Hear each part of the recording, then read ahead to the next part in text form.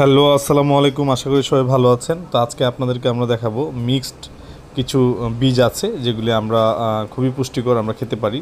যেমন কুমড়োর বীজ আছে, সূর্যমুখীর বীজ আছে, তারপর হচ্ছে আখরোট আছে, তারপর হচ্ছে সাদা ছিল আছে, তারপর কালো জিরা আছে। এগুলি মিক্সড করে আসলে আমি একটা মানে ড্রাই ফুড তৈরি করব, যেটা আর কি আমি প্রতিদিন খালি পেটে খাবো এবং সকাল বিকাল বা রাতে আমি খাবো। তো এটা আসলে আমরা অনলাইনে এখন বর্তমানে দেখছি অ্যাভেলেবেল এটা বিক্রি করে। সো আমি অনলাইনেও অর্ডার করে খেয়েছি। তো ওইখানে যে প্রাইজে আসলে কিনতে পারা যায় তার চেয়ে অনেক কম প্রাইজে আসলে এটা তৈরি করা যায় যদি আপনি নিজে বাজার থেকে প্রত্যেকটা আইটেম আলাদা আলাদাভাবে কেনেন। তো আমি আসলে নিজে প্রত্যেকটা আইটেম বাজার থেকে আলাদা আলাদা কিনে আসলে আমি এখন এটা রোস্টেড ড্রাই ফ্রুট তৈরি করব আর কি। সো দেখতে পাচ্ছেন আমি এগুলি সবগুলি একটু ভেজে নিচ্ছি। প্রত্যেকটা আইটেম আলাদা আলাদা কিনেছি, সবগুলি ভেজে নিচ্ছি এবং সাথে আমি একটু হালকা ঘি মেশাবো ফ্লেভারের জন্য, আর হচ্ছে পিঙ্ক সল্ট মেশাবো। পিঙ্ক সল্ট গুঁড়ো করে এটা মেশাবো যেন আমার এটা ভাজা ভাজা থাকে, প্লাস হচ্ছে এটা পরবর্তী যেন নষ্ট না হয়, দীর্ঘদিন যেন রেখে খাওয়া যায়। সো এই যে দেখতে পাচ্ছেন আমি অল্প একটু ঘি, হাফ চামচ বা 1 চামচ ঘি আমি মেশাবো। তাহলে হচ্ছে যে পুরো রোস্টেড একটা ড্রাই ফ্রুট তৈরি হবে এই বীজগুলি দিয়ে।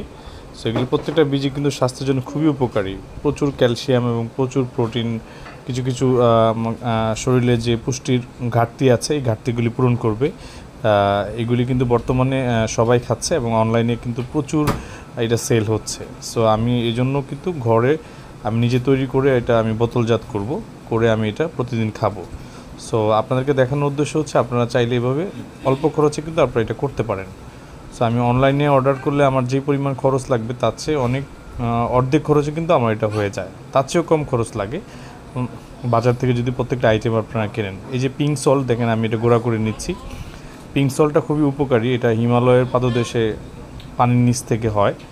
সো ওই পিঙ্ক সল্টটা মানে পাথরের মতো থাকে, অর্থাৎ ওটাকে গুঁড়ো করে এটা আপনি দীর্ঘদিন আপনি সংরক্ষণ করে খেতে পারবেন।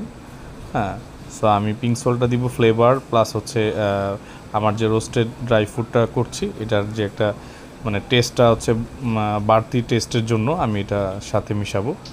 সো আমি গুঁড়ো করে নিচ্ছি আগে। গুঁড়ো করা শেষ হলে আমি পরিমাণ মতো পিঙ্ক সল্ট আমি মিশিয়ে নিব। সো আপনারাও বাজারে গেলে পিঙ্ক সল্ট কিনতে পাবেন। সো